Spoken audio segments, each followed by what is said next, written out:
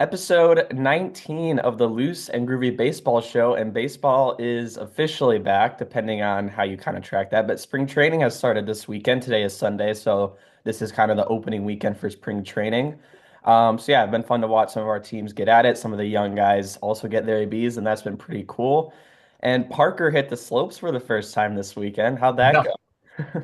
that was awesome. Honestly, it was not nearly as bad as I thought it was going to be. The last time, well, the only time I skied before this was in fifth grade, so I was a little nervous. I probably fell down like 5 or 6 times, but honestly, I was expecting much worse. So overall, pretty good. Nice. Yeah, that's definitely not bad. I think it's been a while for me. Last time I went was sixth grade. So, Oh boy. yeah, definitely. I think it'd be fun to go again, though. It sounds like you guys had a lot of fun. So, yeah, good stuff. But yeah, obviously, like I said, episode 19. Today we're on shortstop. So, yeah, this is a pretty jam-packed position of talent as well, just like all of the other positions we've gone through. So, yeah, we're just going to do our top 10 rankings like we've been doing. And we'll see how those pan out. But first off, Parker's got some more trivia for me. I don't think we didn't have any really big off-season signings over the past week, so none of that. But we'll just jump right into trivia then, I guess. So Parker, take it away. Yes. So this is kind of an exciting team. We're gonna do the same thing. So I'm gonna give you 90 seconds, and you're gonna try to name their core like nine players, maybe a couple bench bats as usual, and then I would like four starters, ideally five, and then give me just a couple bullpen arms. So Okay. let me get the timer first. I'm not gonna start till you start the I'm first guy, really but worried about the team you're gonna pick. I'm hoping it's not one team I'm thinking of. it I think you're gonna do good in this. Okay. Uh, this team's been very active in the offseason and like they're in terms of their roster structure, there's been a lot of talk about what's gonna happen. So All right. positionally, if you mess up a few, like just give me the positions of the guys that you say, but the position is still up in the air, like who's going where. And we can talk about one of these talking points after you finish this. It's kind of All right. interesting, but Let's do it. it is the Boston Red Sox. So whenever you give the first guy, I'll start the timer. All right. Tristan Casas at first. I think Bregman is at second for right now. Devers at third. Trevor Story at shortstop. Connor Wong at catcher. Duran in left field, Sedan Rafaela in center, Wilyer Abreu in right field. For the rotation, we'll go Crochet, Hauk, Bueller, Crawford, Bello. That's five, I think. That's fair. Bullpen, we'll go. Uh, I know Chapman. They just signed Chapman. I don't know if I'm gonna get anybody else. Uh, oh man, One more. Come on, you gotta yeah. get a clean sweep. Yeah, it's only 40 seconds in, so Oh come on. I know one other bullpen guy here. Is oh my gosh, who's the guy with the handlebar? Boozer? Is Cam Boozer he's still there? on. He got traded or picked up. Maybe Mariners or something, but Oh, okay. Can I try and get the bench bats there for they that? they signed another lefty reliever that he's been around for a while. But Oh, isn't Liam Hendricks on this team? yeah, he is actually. Okay. I saw that and I'm like, what? Liam Hendricks? That's Yeah. kind of a fun Um, sign. and then is there any who's on their bench? Oh my gosh.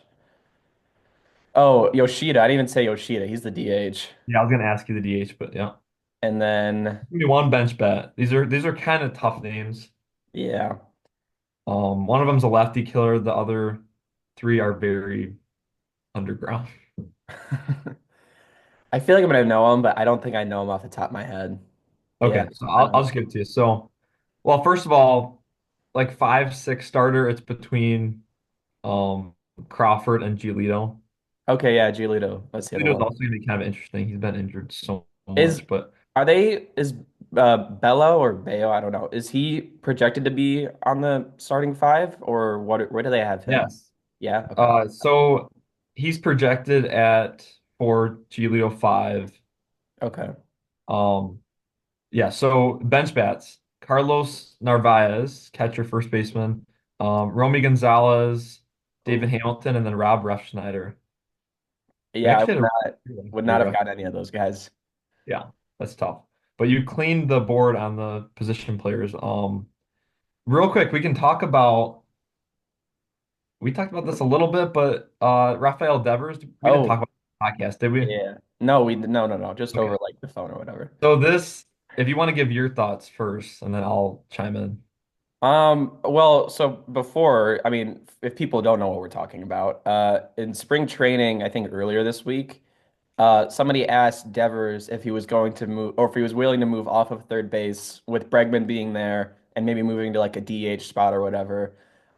And it's just kind of funny because Devers doesn't speak great English, so I think all he said was no, like just no in English. But then as like more questions started get like more detail, then he used the interpreter to kind of help him explain his thoughts more. But it was kind of a funny clip that was going around of him just saying no to that question. Um, yeah, and the other interesting thing to think about is Alex Cora, who is the manager right now, also got asked this question. And what he said was there's new management in Boston from when they signed Devers to where they are at right now. And so I guess when they signed him, they were thinking he would be the third baseman, for the rest of his contract. So Cora wasn't really taking either side because he was saying, yes, they signed him to be the third baseman, but there's new people here. So it's like, what are you going to do? Um, I guess I don't really care about what he said. It's just like I don't think it's that big of a deal. I think it's a bigger deal than people I think it's a people are making it a bigger deal than it actually is, if that makes sense. No, I agree. So okay, I'm wondering, not so much like whose side are you on, but like let's say one of them had one of them had the authority to make the decision. Who do you think should be making that decision? Or like are you like against what Devers said? Do you think that Oh. doesn't really have much of a like he shouldn't have a say because they're paying him, or what do you think? Um, no, I think he has yeah, I think he has a say. I think he does. I I'm on the opposite side. I don't think really so. well, you can explain your side then. I'm So curious. I understand the point where like, okay, they paid him to be a third baseman, but he's also making over 300 mil. So when you're making that much and like they're paying you to just play, like whatever it comes down to, if I'm a Red Sox fan and I want my team to win, do you want Devers at third and Bregman at second, or do you want Bregman who just won the Gold Glove at third and then some movement so that Devers shouldn't even be in the field? So I think that if you want the best outcome for the team, I think that Devers should not be at third base. And I don't think that just because like you don't want to hurt his feelings or just because like you feel bad because you signed him to be a third baseman, I don't think that should be a reason why you're hurting your team. Yeah, I totally get that. I mean, I think it's one thing to say you don't care about hurting his feelings. That's another thing to see that play out over a season. And I'm not saying if he gets moved off a third, he's not going to like buy in or anything, or he's going to like Mhm. be upset and like have it affect his game. But I think that might be something to think about. But Okay. it is really interesting with the new management because it kind of throws a wrench in this whole thing. It's so tough because I really do see both sides of this. Um, But you're right with also Devers being like a horrible third baseman. It kind of like it almost does make sense to move him off and put Yeah. Bregman in there, who you just got. Um, yeah, I don't know. But then I would also ask, like, who's gonna play second? See, that's also like my question because like Yoshida's kind of like their set in stone Yeah, DH. right. Haas is their set in stone first baseman. But the fact that they would even be having this conversation means that there's got to be some other game plan. Otherwise, like, why would they even ask the question if there was no possibility of Devers moving off? Like, there's got to be some type of plan. I don't know what that is, I think the but plan right it's not now going is to to. matter anyways. So I think it is just right now to have Yoshida DH, Devers at third, Bregman at second, and then you leave it at that. I don't think it's gonna. That's what it's gonna be. So it is Yeah, probably overblown. I remember I sent you this though. I saw a bunch of articles from Boston websites or like I don't know, other like sources saying that they should trade Devers now, and I don't know why that made me so mad. I was just like they're just looking for anything to write about, and they just have this one story that's coming out of spring training, and that the Boston would never trade this guy, especially like No. after the offseason. Why would that make any sense? You just finally spent all this money. You're building a really good team to go and win the World Series. Then you trade one of your best pieces and you're like cornerstone of your franchise. That made me, I couldn't even believe that when I saw that. So that was just kind of a funny wrinkle of this. But I thought that was insane to even consider that they would trade him after a comment like this. So Yeah, yeah. ridiculous. But All right. Well, thank you for the trivia. That's another good one for the Red Sox. And yeah, we're just going to dive right into our rankings. So I'll let you get started at number 10, and then we'll do our normal snake back and forth. So the floor is yours. okay, so number 10, I have Mason Wynn at number 10. Mm, So his defense is absolutely amazing. That's like mainly what I'm gonna base my argument on for why he should be in the top 10 because a lot of the rankings I see don't have him top 10. Some of them do, but yep. the 730 OPS, 102 OPS plus, 15 home runs, 57 RBIs. So his hitting was pretty solid. He played 150 games, pretty reliable this coming year. I think he's gonna be one of the candidates for like 162 games. He's kind of like throughout the minors, he's been very good in terms of like injury problems, which is nice to see. And I don't see any reason for why his defense would go down. Hitting wise, I think his hitting's just gonna get better because after your rookie year, it tends to you tend to make like good progression. So yeah, number 10, Mason Wynn. I like it. I Wynn did not find his way to my top 10, unfortunately. There was a couple guys, like the younger guys, that I really wanted to squeeze in here, but I Mhm. think there's too much experience at the shortstop position for me to justify that. Um, Yeah, the other thing with Wynn is his arm. Have you seen him throw from short to first? I've not. Is it what is Oh, it? it's like insane. Like Oh, okay. I thought you were seventh gonna say grade bad. I arm was strength. like, No, no, no, no. Yeah, his okay. arm from Yeah. short. It's like a I think O'Neal Cruz is the other guy with a cannon, and I mean Ellie does too, but it's like up there with those guys. It's really, really fun to watch. He's got a cannon for an arm. I like that pick though. I definitely respect that. For my number 10, and you might have this guy actually a little higher. I have Trey Turner here. Um, I don't know. Trey's kind of a weird one for me because like his best seasons have been pretty good, but his best seasons are also nowhere near where some of these other guys' best seasons are. And I don't know, 807 OPS, 778, 809. Last time he had an OPS above 900 was 2021 when he was still with the Dodgers. So his time in Philadelphia has been like okay. Um, and even when you think Trey Turner, normally you think speed. And I mean, 30 stolen bases in 23 is respectable, but then he had only had 19 last year. Defense also was not a strong suit for Turner, so it's kind of like he's a weird guy, and I was even considering having him off the list to be honest with you. But this was kind of more of that experience thing again. He's been in the league since 2015, and he's been a pretty overall good player for, 10 or so seasons. So I don't know. I think he could still have a pretty strong season in Philadelphia and kind of get back up to maybe high 800s OPS, maybe even touch nine again. Um, but yeah, he's a solid bat and very good on the base pass as well. So I couldn't ding him too much, but I've seen lists where he's higher. So I thought 10 was an okay spot for him. Do you have anything on that? If you have him higher, we can wait Yeah, too. I do have him higher.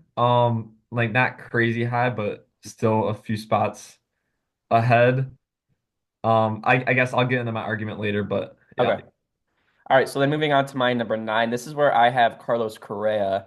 Um, This was another one. Is kind of a tricky guy to rank because he's been hurt as well. But when he is on the field, he's one of the better hitters at the shortstop position.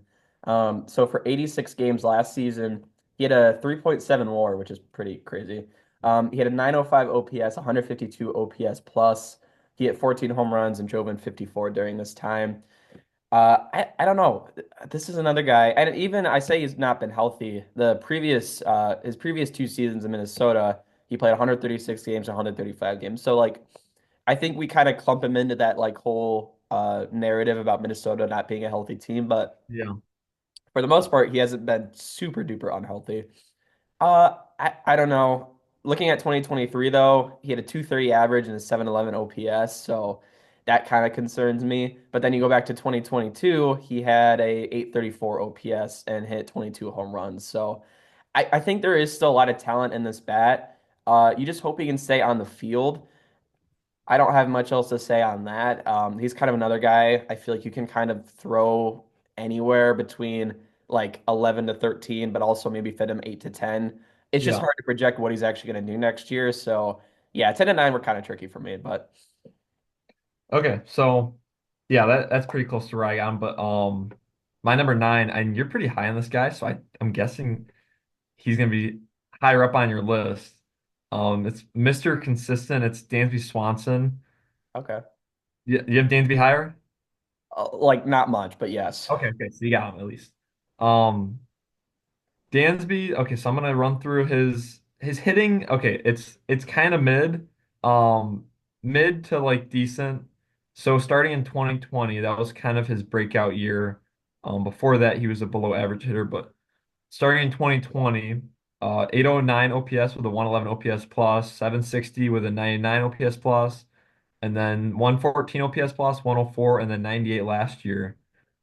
So last year, just a little bit of a down year hitting, but like he's still like 27 home runs, 25, 22, 16. He still brings like decent production. He's going to drive some runs in. And then his defense that's the biggest aspect of his game. His defense is amazing. 5.5 WAR in 2022, 4.8, and then 4 last year. So like even having a down year hitting wise, to still put up a 4-win season is pretty impressive. Hmm. And I definitely see him going back to his like slightly above average hitting and then just the same defense. Let's see, what is his contract? Let's see. 7 years, 177. That's a pretty good deal. Yeah, Um, Good signing by the Cubs. The Cubs are also like they're kind of in with the Red Sox where they're going to be like a sneaky, maybe not even sneaky anymore. They're just going to be a decent team this year to look out for. So I hope so. Chicago, I mean, I think baseball's always better when the Cubs are good, to be honest with you. I just feel like the amount of people that they have come out to Wrigley, even when the Cubs are bad, is pretty cool. So having yeah, it when they're good, I think is just awesome. But no, I agree. um, yeah, I'll get into Dansby a little bit later, so I'll let you get to 8 though, or So seven, number eight, 7. I have Correa at number eight. Dude, this guy was so hard to rank. And I definitely agree with you in the fact that we do like in terms of Minnesota and specifically with Royce Lewis and Buxton, Okay, those wait. So I was actually gonna add, I saw a couple other third baseman lists this week, and I completely forgot about Royce Lewis for our rankings of third baseman. I But thought about him, but there was it was a loaded position and dude, he has yeah, the sample just so small and it's just so tough. I was gonna ask if you had even like remembered him and were thinking about it, but I literally completely forgot he was even like in that like Yeah. kind of tier. But so yeah, The fact that you wouldn't even think about it means that he should yeah, probably, that's true. and it's not even like I'm waiting for him to prove anything or to like it's just the fact that he's I don't know, like every single year it's he gets hurt and it's like Yeah, I don't know, he hasn't proven that he can stay healthy. right. And I feel bad because that like that's nothing that's not his fault at all. But Mm-hmm. that's just kind of how it goes. So 100%. that's kind of where Correa gets fallen in. And I mean kind of rightfully so, 136, 135, like that's totally fine. Like only missing was that like 25 games or Yeah, something. right. But this past year, 86, like that, his hitting was amazing. 14 home runs, 54 RBIs, 905 OPS with a 152 OPS plus. Um, for hitters with like at least like 80 games, that's got to be top five or top 10 in terms of OPS plus. And then looking at his baseball savant, it is so red. It like his hitting 90th percentile in expected batting average, 90th in xWOBA, expected slugging 80th percentile. Like everything's above average, like to like the deeper red side. His fielding's also pretty good. Putting up a 3.7 WAR in only 86 games is impressive. Um, it just it again it just comes down to can he stay healthy? If he does, I think he's gonna be good. And he's only that was his age 29 season last year. I feel like he's so much older. Like I kind of he falls into like the Jose Altuve kind of like Yeah. older like veterans, but he's still like pretty young. Um, and yeah, again, I wish that the Tigers signed him because that was the same free agency year as Javi Baez, who I will get to later on in this. But He cracks the top five. yeah, it was tough. 5 and 6. All He right. was kind of interchangeable with me. So yeah. Carlos Correa, number 8. I love it. Um, oh, I was just gonna say something on Correa. Oh, I didn't know he was under 30 still. I would have said kind of older, like what you were alluding to. Mhm. Um, yeah, that's interesting. Actually, kind of adds another fold into it that he still is only age 30 season. I think there's still a lot left in there for sure. Okay, so I have 8 and 7. My number 8, this is where I have Dansby. This is kind of a similar argument that I would make for like the Nico Horner thing with second baseman, but you're probably like, oh yeah, you had him up at 3. Why is Dansby down at 8? I just think the amount of guys ahead of him, it's impossible to put him any higher than any of these other guys. And I think that's simply because of the offensive output that the shortstop position has. Dansby just does not match up well with that. And there's also a lot of other guys that play really good defense at shortstop. Second base, I feel like it's a position where it's not as common. So I think that's why Dansby kind of gets bottlenecked down here to number 8. But I'll hone in all the things you said. He's won 2 of the 3 last Gold Gloves in for the shortstop position. He didn't win it last year, but the previous 2 years he did win. Consistency with the bat, I think you called him Mr. Consistent. That's pretty accurate. But he's not gonna have like these crazy offensive numbers. But I think the Cubs were kind of expecting him to be that mid 700s, maybe a high 700s OPS hitter. So I don't think we have any problem with that. And it is I love the middle infield for the Cubs. I think that's Dansby and Yep, Nico is definitely up absolutely. there That's with some yep. of the top teams in like the MLB.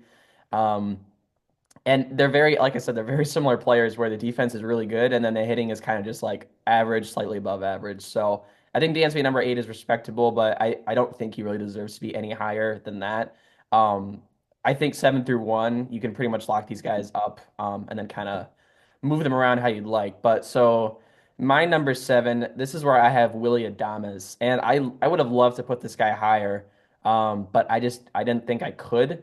Um, so I just have a few kind of fun statistics for you. And even reading these off, I would even consider putting him higher, but it's so hard to justify for me. So he led all shortstops last year with 112 RBIs. So he drives in a lot of runs. He's second in the past 3 seasons. I forgot who was ahead of him, but he was second in the past 3 seasons, which is pretty overall just good consistency. And this is my kind of fun little mini trivia game for you here, Parker. But so I looked at Fangraph's high leverage split, and high leverage is pretty much just what metrics deem as like a very important part of the game or a very important AB. It like would have a big impact on the scale of who they think is going to win or whatnot. So last year, Willie Adames had 59 high leverage ABs. He had a 1069 OPS and 192 WRC plus in those at bats. So I think that's where a lot of those RBIs are coming from. He's just very, very good in those kind of clutch moments, which I think is very valuable. So this is my little thing. So he was fifth. That was fifth, or his average is fifth amongst high leverage AB guys. So he had a 356 average in high AB or high leverage ABs last year. There are 4 guys in front of him, and it's pretty tough. So I'm going to give you the teams to kind of help you out because these are not guys you would probably Yeah. think of immediately. So So we're um, looking for at bats in high leverage or no, this is production. based off average. So these Okay, are average. the highest averages and high leverage ABs. Dude, this is so tough. So Adamas was fifth at 356. Pretty Okay, good. I Um, got one that I feel it could be on here. I'm gonna say J Ram. no, Oh, dude, I don't this is gonna be even so tough. I don't even see him on this list actually. So Let me okay, let me give you the teams before you make any other guess. Okay. So at number 4, we have a guy from Oakland. okay. Can I do one at a time? Can I? Yeah. Okay. So Yeah. see, I don't want to just go to the default like the best hitter on every team. I think Okay. for this one you can. Okay. Okay. Brian Yeah. Rooker. Brian Okay. Wicker is fourth. He had a 358 average, 528 slug, 175 WRC plus in those high leverage ABs. Number three, this one you're really gonna have to think. This is a former Cincinnati Red, Okay, okay. Former Cincinnati Red. and this was last year, so he was on the team last year. Is there like a certain like samples like to qualify? Um, I don't know what the metric is. I think they just go off how many plate appearances, but I don't know. I don't know what the level is where it's like uh that Okay. you're qualified. Don't say anything. I'm between Winker and Suarez. It's from last year. Suarez was not a Red last year. You said former Red. Yes. So he got moved this offseason. Oh, this offseason. I thought Yes. you meant like Yep. just I'm sometime in the sorry. past Yeah, no. season. He played on the Reds last year. He's on a new team right now. Oh, okay. So this should be played on the Reds last year. Yeah, sorry for that confusion. But Yeah.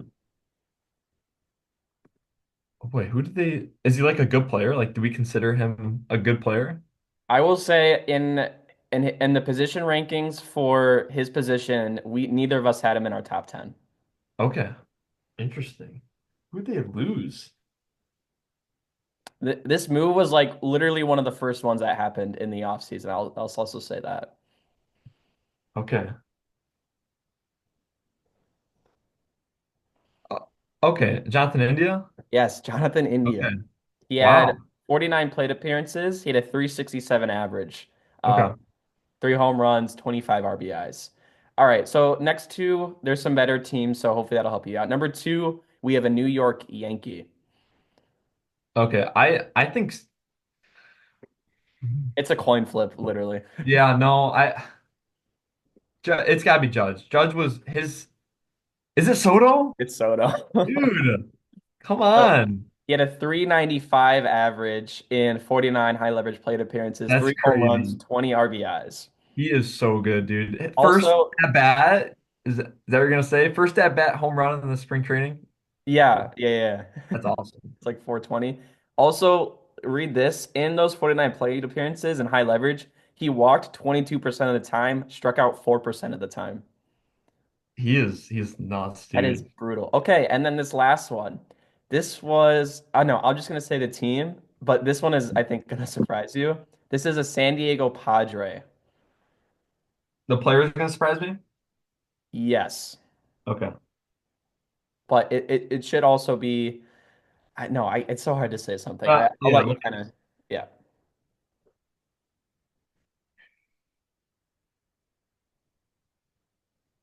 Xander kind of had a down year. It can't be Xander. Let's see. I wish it was Arias just to kind of because I've been I getting I will. got some slack against him, but Arias is 8. I will give you that. okay. Well, he's just a good contact hitter, so I guess that kind of makes sense. Not Cronenworth. Oh. This I is feel also like a guy that upped and left.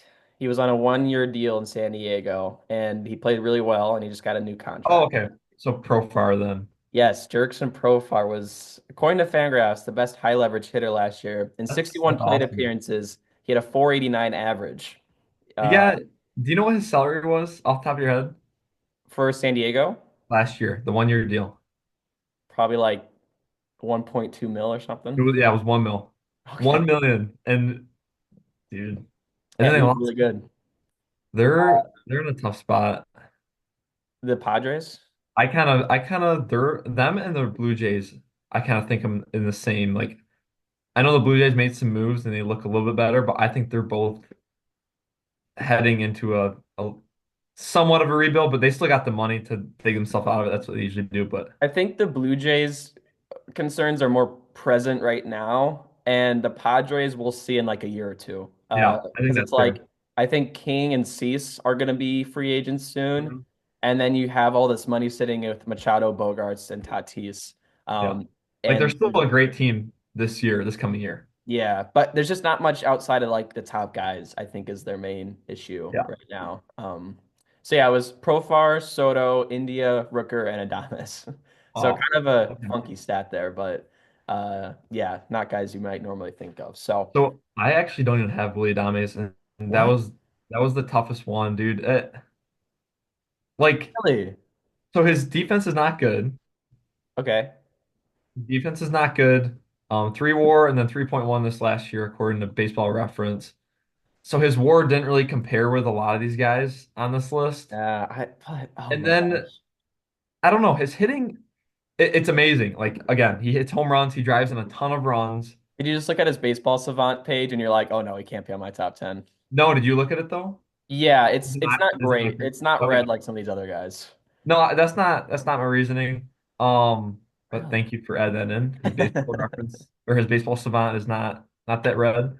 Um, just very high strikeout, which I usually don't bring that up. Oh yeah, but then you're gonna have Ellie at like four, who strikes out 30% of the time. No, Ellie's different though. Ellie's he's a Yeah, different breed. But yeah, last year that scared me too. 24 home runs, 80 RBI, so like still the production's there, but 217 average, 717 OPS. okay, what about this year? He had 32. But yes, but also keep in mind that he's going to a park that's gonna be hard to hit in, like a very pitcher's friendly.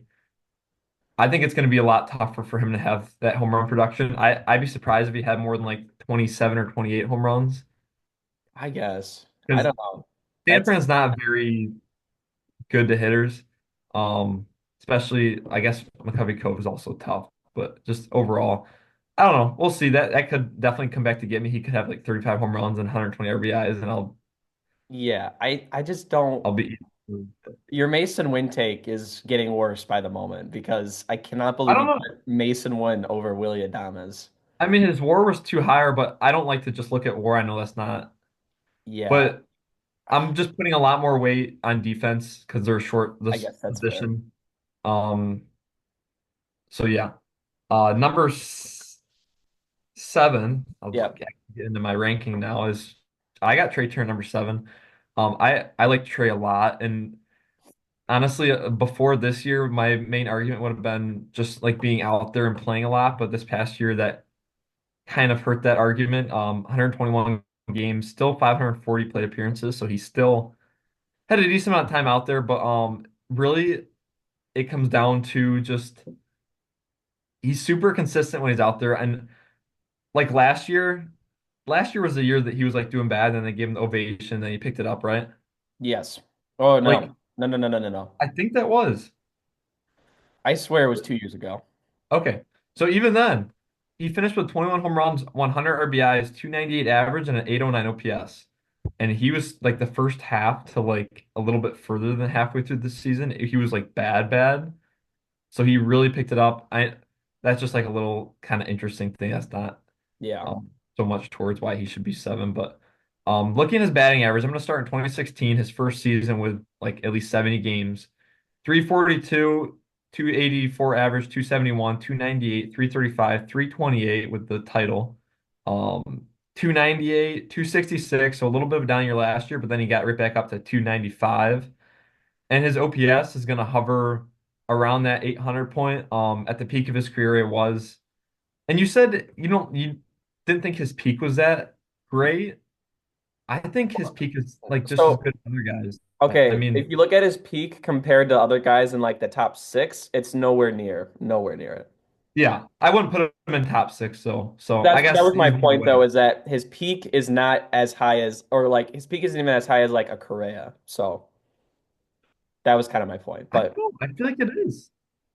I uh, mean, he had his peak is 28 home runs, 77 RBIs, 32 stolen bases, which led the league. Led the league in hits, led the league in batting average, 911 OPS, top 5 in MVP. I don't know. He's maybe. overall he's just a great player. Looking at his WAR real quick, I'll wrap this up. But 6.4, that good season I told you about the peak. And then 5.2, 3.43.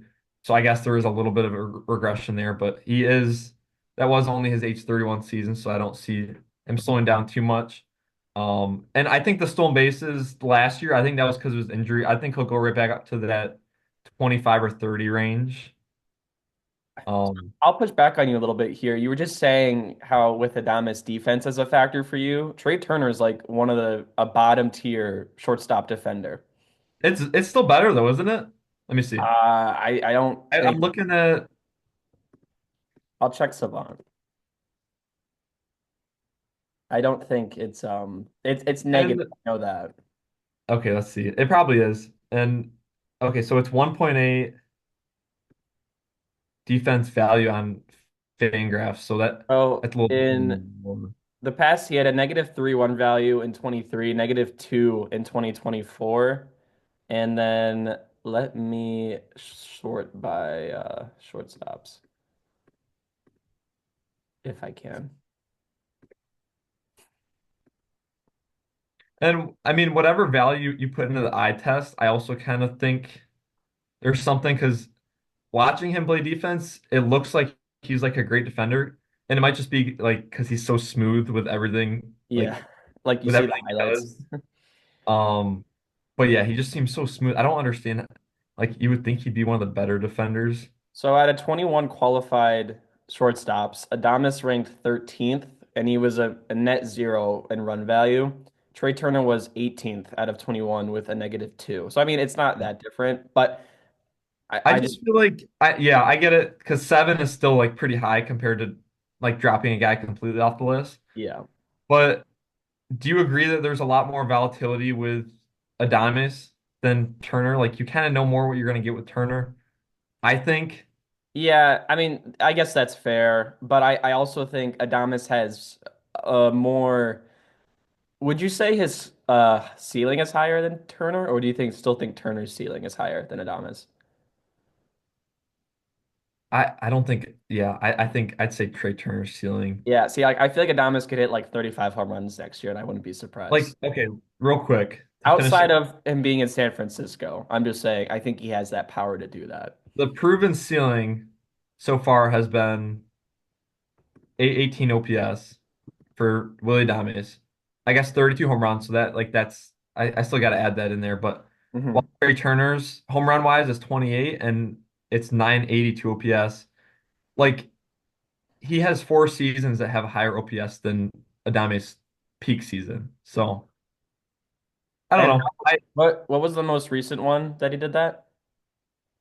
That he had higher than Yeah, let's say like one of his 900 OPS or one of his higher ones or whatever. Do that you, was 2021. okay.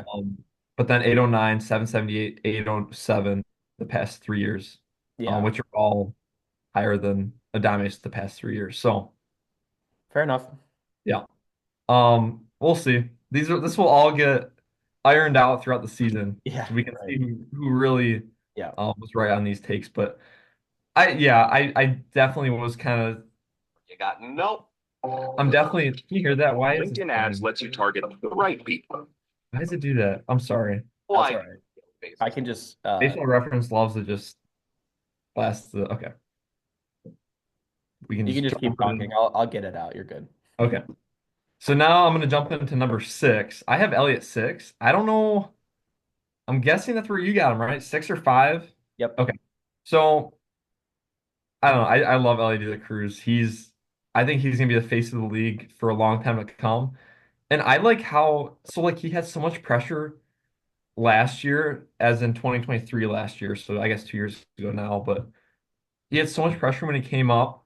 And like Reds fans, it was so exciting when he first came in the league. And I know this was like when you were kind of like looking at the league from a glance, like this last year was your big year, like Yeah, yeah. paying attention, but you probably still like understood like the LA mania, like when he got brought in the league and how big that was. Was that was 2023 the year he hit the cycle too? Yeah. I saw that and I remember that was really cool. Yes, so yeah, definitely. So I get what you're he had saying. all this pressure and he started out really good and then he fizzled out to a 710 OPS and 87 OPS plus. So I just think it's super impressive for him to kind of take all that hype and like he underperformed, but then this last year to come out and hit 25 home runs, 76 RBIs with an 809 OPS with a 5.2 WAR. His defense is great. Like you said, he has an absolute cannon. Looking at his throwing highlights, just watching somebody throw a ball, it's like insane.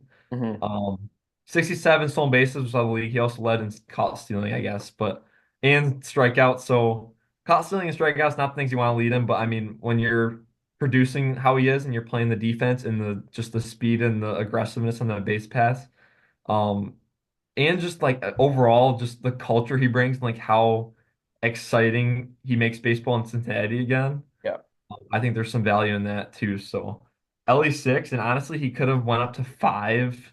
To me, I think he's in like that five or Yeah. six range. I Yeah. think that's where he's at. So Well, yeah, and the caught stealing point, it's like when you steal 67 of them, you're probably going to get caught a couple times Mhm. throughout a season. So I think some of those are justified.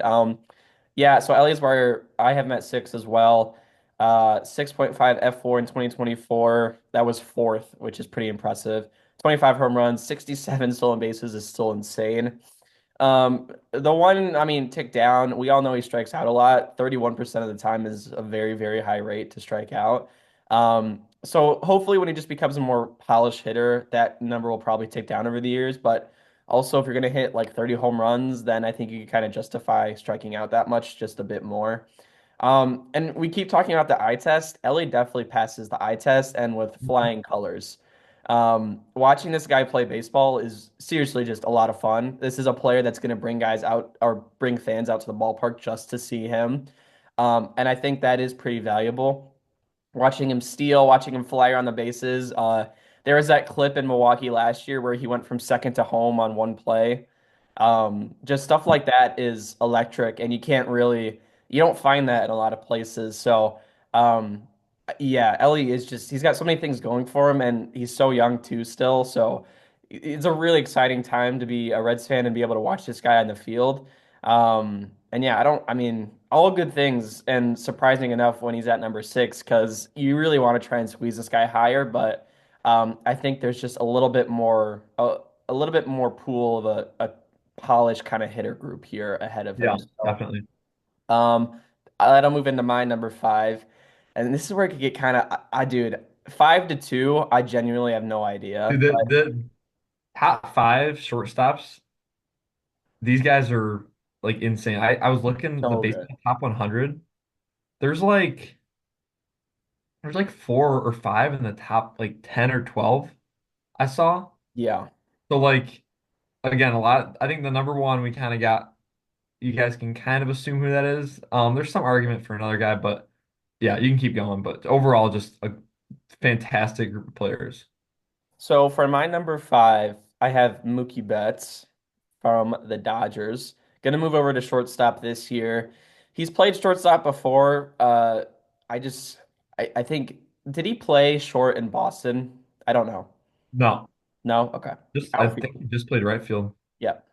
I think he played a little bit of shortstop in 23, and I don't think he played, if he did play any last year, it wasn't, oh no, maybe he did, like 60 games or so. I'd have to check. But Mookie is just such a good hitter. I think we all know that. And this is another guy where it's kind of weird for me, where I would tell you, oh, Mookie is a LA Dodger, but like I guess real baseball fans will say, "Oh yeah, he's a Boston Red Sox." And for me, I didn't know anything about Mookie outside of an LA Dodger. But his years in Boston were obviously some of the best we've seen ever.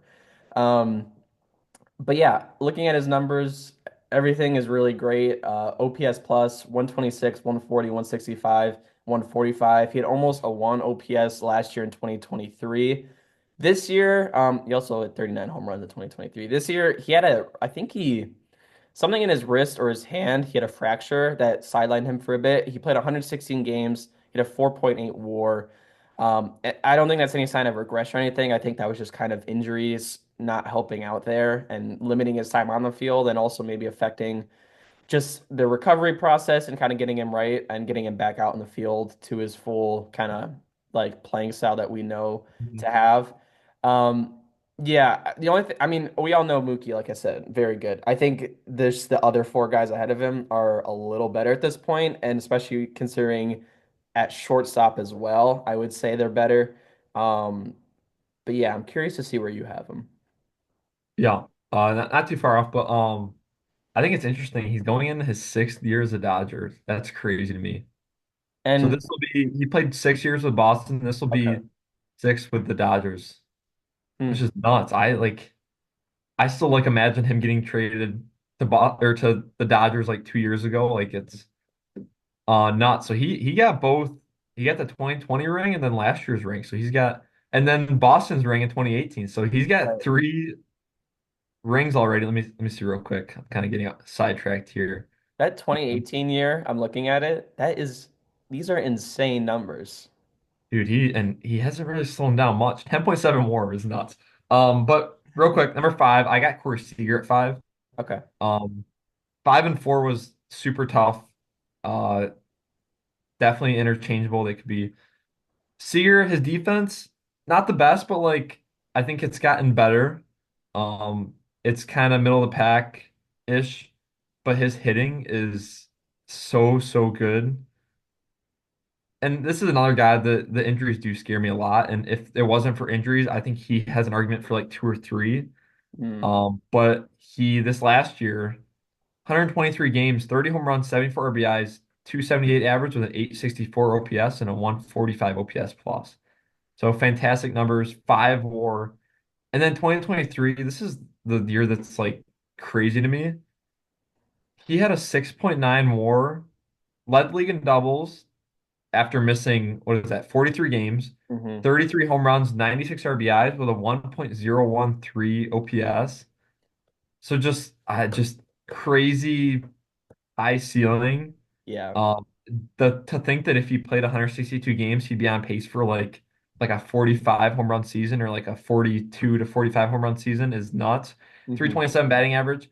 2023 is or 2022 is first year with Texas. A little bit of a down year, but still like great production. 33 home runs, 772 OPS. But then you go back to the Dodgers times in 943, 915, but still with some injuries, which again, that's scary. I'm curious real quick. I'm look at who did he finish second MVP? Okay, so Otani beat him out hmm in 2023. So I was gonna say if he played all 162 games, he might have won it, but there's no way. He would have had to hit like 70 home runs. Yeah, it would have been tough. Dude, Um, Otani's numbers this year. 44 home runs, 1.066 OPS, led in OPS, slugging, on base, led in home runs, led in WAR, 9.9, and then a 10 and 5 pitching record with a 3.14 ERA. Dude, yeah, what the I don't heck? think anybody was going to win it other than him that year. So yeah, Um, Corey Seager 5. yeah, so the funny thing when I was looking at Seager, I was looking at last year with the 864 OPS, and then it's like impossible not to see the one tick on the Mhm. OPS the year before. And I was just like, oh my gosh, that's so like we're just still 1 year removed from those kinds of numbers. Yeah, Which really made it hard for me to rank this guy. But I also have him at four. Or no, you had him at I have a 5. five. Okay. Oh Yeah, wait, then you have to do your four. yeah, I do. Okay. Yeah. Um, So I'll let you do yours first then, and then okay. I'll go back to me. Number 4, I got Mookie at 4. Okay. And Flip them. so I'm guessing a little bit of your reasoning was because his defense isn't as good at shortstop. A little. A, So yeah. my rebuttal on that, if that holds really any weight in your mind. So every position he's been at, which I guess really it's only been right field, but when he moved from right field to second base, did he win platinum at second base? If He I might. remember correct, I know he won Gold Glove. Did he? Yes. He might have won platinum at second base. I feel like he did. You want to check that? I do not believe so. I don't see it on Baseball Reference, but I think there's like a cutoff for what it shows you. Um, Um, what year? Let me see real quick. What year did Mookie it Betts? has not. Yeah. No. But he did win Gold Glove a second. Yes. Yes. You're right. Yep. So okay, still argument stays the same. Just the fact that you can move from the outfield to second and be that good, there's no reason for me to believe that he's not going to get exponentially better at shortstop and be one of the top 5, top 10 best defenders at shortstop. So I think that'll 100% develop. I think he's going to be a great defender. And then hitting, you kind of went through all these, like his hitting is just off the charts. 8.3 WAR in 2023. And I don't even think of him as a home run hitter, but like you said, 39 home runs in 2023. And to do that with a 307 batting average, just Yeah. insane numbers. Second MVP last year. This year injured, but still putting up a 4.8 WAR with like almost 20 home runs, 290 batting average. Just his numbers kind of speak for themselves. He's an insane player, and there's no reason to believe that he'll slow down either. He is getting older at age 32 season, but yeah, him and Seager were very tough to decide who should go ahead. But Do you want to take a stab at the past four Platinum Glove winners? Do you think okay, you want to try? which league? You can do both, or I'll let you pick one. NL this past year, Terang Yep. for NL. AL, Jimenez won it in 2023 or 4, 23, yeah, you won it in three. 23. Chapman won it maybe 22 in one of the in AL. No, the most recent one he had was 2019. Okay, for platinum, really? Okay. Yes. Arenado, it's been a while. I don't think it's been that recent for Arenado. In the Right. NL, if we go back 4 years, he's won it twice. He won it in 2022 and 2021. However, he won it from 2017 through 2022. So five straight. Six. Who? Arenado? Yes, Arenado. Platinum. Yes. He won the platinum glove. 6 years in a row. Platinum. Correct. What? I didn't know that. That's not. 2017 to 2022, 4 years, four of them in Colorado, two of them in St. Louis. So Mookie had one of the platinums for NL, or was it the AL year? I'm getting kind of confused. I know He he hasn't won the platinum. ever. No. Okay. Oh, let's see. You're missing the 2023 NL Platinum Glove, and then you still need the 2024 AL, and then just give me, if you can, 22, 21 in the AL. So 23 NL, Tatis. Yes. Yep, Tatis in And the then what else do I need? so 2024 this year's AL, and then 22, 21 AL. Raleigh this year, Yeah, then 22, 21 AL. This is gonna be tough. I don't think you're gonna get this. These are kind Kiermaier. No, that's did no he win Kiermaier won it in 2015. okay, 2015. So that's going back a long time to his Rays days. Yes. 22, 21. Can you give me a team? Uh, 20 and tell me if he's on the same team. Okay, neither of these guys are on their teams anymore, or the teams they won it with. Um, we have talked about this guy on the episode today. In 21, we've talked about him today, but no longer on that team you won it with. And 22, I would be surprised if he got this. He was a Yankee when he won this in 22. Okay. It's tricky. Was a Yankee in 2022 and won the Platinum Glove. Yeah, and I think he signed somewhere else this offseason. Um, yeah. But now he's kind of like under the radar, not. Well, the offense has never really been that good. It's just the Oh, ball. okay. Yeah, Interesting. very defensive heavy guy. Huh. I don't know, honestly. So 2022 was Jose Trevino. Never in a million years, Um, never would have guessed that. What? yeah, and he only started 89 games, but they still won it. I don't know. Yeah, there's no way. I would never have. I think you can get 21 though. Okay, He's a give me a shortstop. little more hints.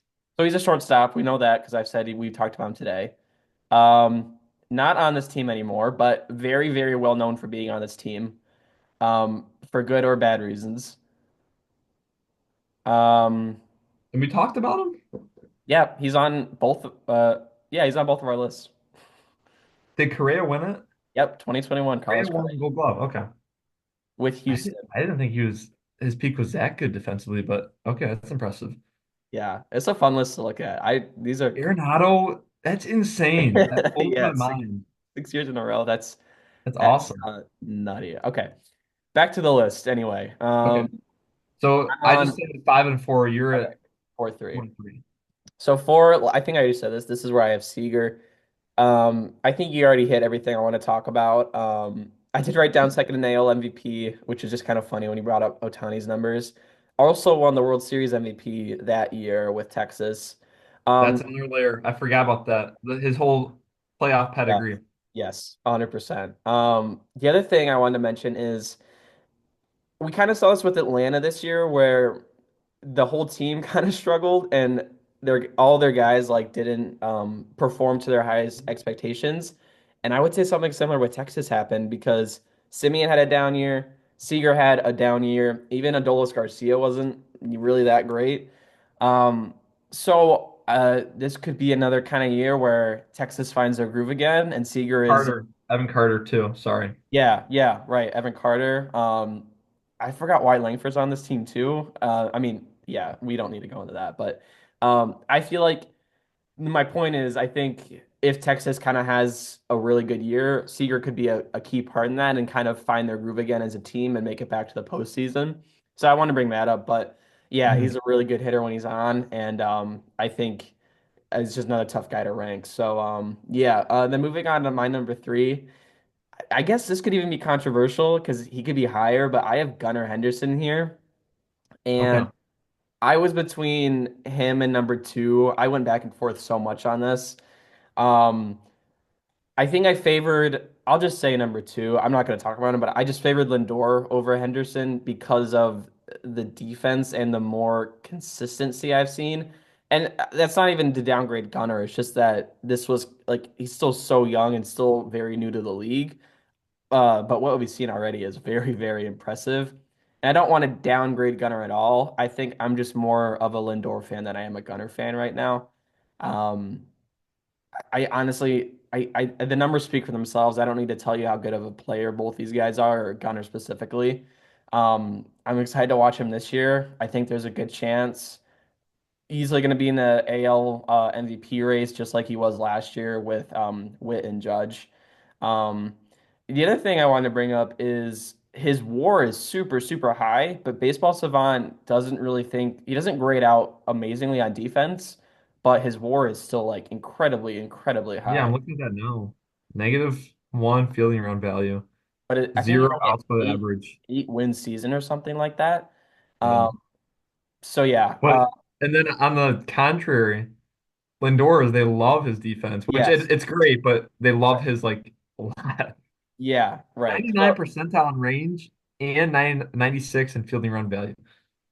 So that was kind of interesting to look at, but then Gunnar had a higher WAR than Lindor. He is also a better hitter than Lindor. I don't know. There's a lot of different things to look at. I just looked at Lindor being in the league longer, and we know the defense is really good, and we've seen the consistent quality of his bat, and that kind of gave me the edge for him. So yeah, I don't have much else to say on that. I'll let you get to your Dude, three. these two players are so good. It's so I had Lindor and then Gunnar. I had Gunnar at two. yeah, And so I in my mind, if they both play a full season this next year, I can say with 95% certainty that Gunner's gonna be a better hitter. Um, yeah. can you almost say that? I feel like you could. Yeah, no, I think that's fair. Like this is his second full season, and he went from 814 to 893. Dude, I'm so excited. I think his ceiling, I don't even know if we've reached his ceiling. I think it's even higher. Um, it's 37 home runs, 92 RBIs, 893 OPS. I don't even know if Lindor has not had a offensive season that good yet. Hmm. So that I guess that's the biggest argument. Yeah. Um, but Lindor, he has done this for so long. But this is Lindor's best offensive season since 2019, and maybe something's just clicked again. Maybe he's made some adjustments and he's gonna just stay this good of a hitter. Um, but yeah, it is interesting seeing the two contrasting like baseball reference has him at 9.1 WAR, which would tell you his defense was amazing, but then Savant doesn't like it. They love Lindor, so I can kind of see that. Yep. Um, but like I don't know. I think Gunner's kind of proven that he should be two, and I thought that he had an argument for one kind of not really. I guess one is still pretty undisputable, but Yeah. yeah, I think this next year I think Gunner's gonna take another step forward, and I think he's got a chance to win the MVP, which I guess he did last year. He finished fourth. So Gunnar at two. Lindor, I didn't really talk about him. You talked about him a lot. Um, There's Still not much to absolutely say. amazing player. I don't Yeah. want to take anything away. He's amazing, and he brought so much life to that team. In the playoffs, he was amazing. He got them to the NLCS, which if you're a Mets fan at the beginning of last year, if you heard that they were going to make it that far, that'd be like a dream Hmm. scenario. So just he's brought life back to the Mets, and they're going to get even more with Soto this year. So fun times.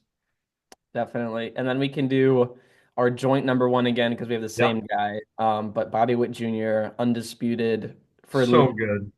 number one shortstop in the MLB. I'll just go through his slash really quick. 332, 389, 588 slug at a 977 OPS. Hit 171 OPS plus. He stole 31 bases, had 32 home runs, drove in 109, 45 doubles, and 11 triples. Uh, yeah, I mean, you can't really argue with these numbers, I would say. Finished second in Um, MVP, also won a gold glove, also was the silver slugger at shortstop for the AL. yeah, I'm just going to read off his savant real quick. I didn't even look at it. It's Dude, probably it's pretty it's insane. nuts. First of all, sprint speed, 100 percentile. He's the fastest guy in the league. 99th percentile in range, out above average. 99th in batting run value, 96th percentile in base running value. And then I'm just gonna go through the percentiles in the batting: 98, 99, 98, 94, 80 or 92, 88, 70, 86. Like, dude, this guy, his hitting is insane. And I remember this, like the first half, he was like covering like 850 OPS ish.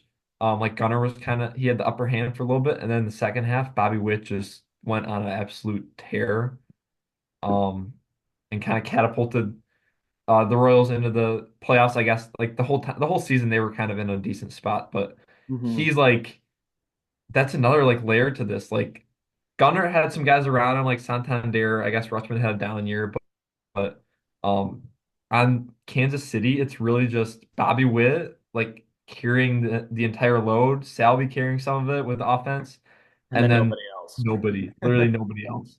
And hopefully this year, like Pascantino and like some other guys can step up. That'd be big. But and I real quick, I just want to say his contract. Let's see.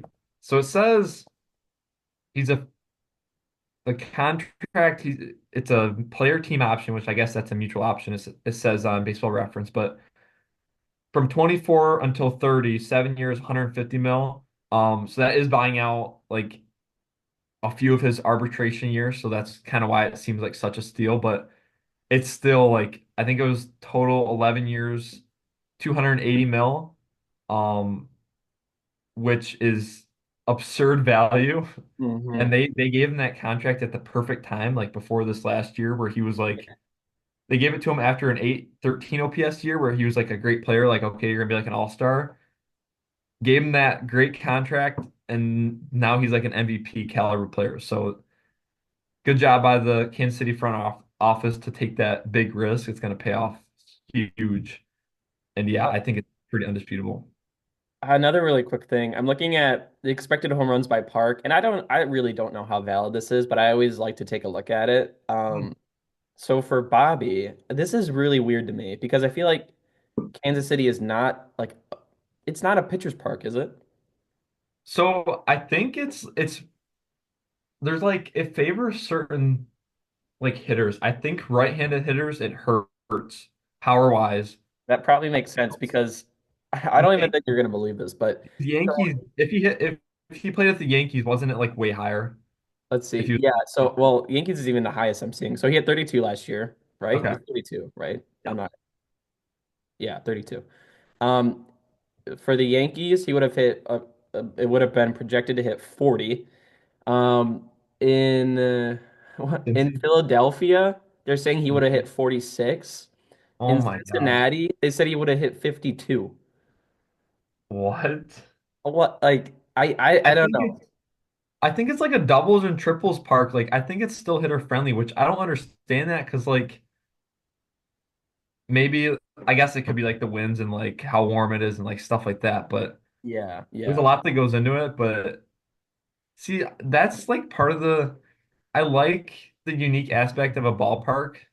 Um, but I don't like that much. I think there should be more harmony between the ballparks with that. Because there's like a lot that like these are all if he hit 50 some home runs this year, he could have had like a great shot to win MVP over Judge. Like, Oh yeah. Yeah.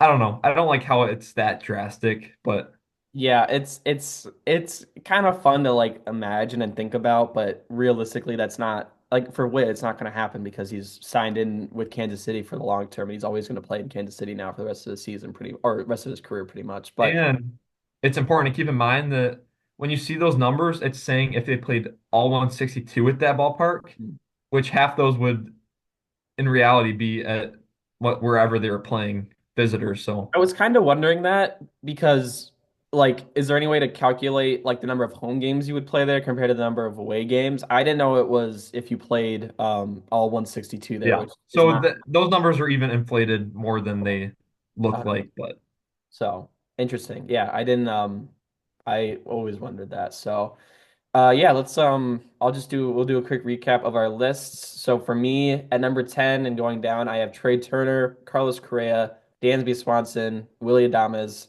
Ellie De La Cruz, Mookie Betts, Seager, Henderson, Lindor, and then Bobby Witt Jr. at my number one. yeah, so I'm gonna give two quick, well, I Mm, guess three. Adames, honorable mention, yeah, might come okay. back to get me, Yeah. but and then O'Neal Cruz and then Zach Neto. Well, hold on. Oneil Cruz is a center fielder now. Is he really? Yeah. Was it just this from last year to this year, or was I, he I I don't know. I think he actually is going to stick out there. We can look into that, but okay? Because all the I don't numbers I know. looked at said shortstop, but Okay. I guess this year he could just be moving. Either way, Um, yeah, that's fair. Great player, but Zach Neto, huge step last year, and he could take another great step this year. So I'm excited for him. Um, Starting at 10, got to prove me right. Mason Wynn, Dansby Swanson, Carlos Correa, Trey Turner, Ellie De La Cruz, Seager, Betts, Lindor, Gunner, and then Bobby Witt at number one. I my honorable mentions, guys that I were thinking about just didn't make the list. I had Volpe on here too. I Yeah, don't know. We'll see. Maybe. I don't think he was ever going to make my top 10, but I think he could make a jump this year, hopefully. I also had Zach Neto. I did have Mason Wynn on my honorable mentions. Then I also had Ezekiel Tovar here as yeah. well. Primarily for the defense, but we'll see if the bat can tick up outside of just hitting home runs. So but yeah, so that's gonna do it for shortstops. I think next week we have outfielders, and then we're gonna do starting pitching after that, and that'll wrap up our positional rankings. We never did DH, but oh well. Baseball season is coming up very fast, so we're gonna get going on that too pretty soon. So make sure to follow along for that as we get going to the start of the season. It's coming up in less than a month, which is kind of crazy to say. But yeah, we're getting very excited here. So be sure to let us know what you guys thought about our list, who did a better one, all that good stuff.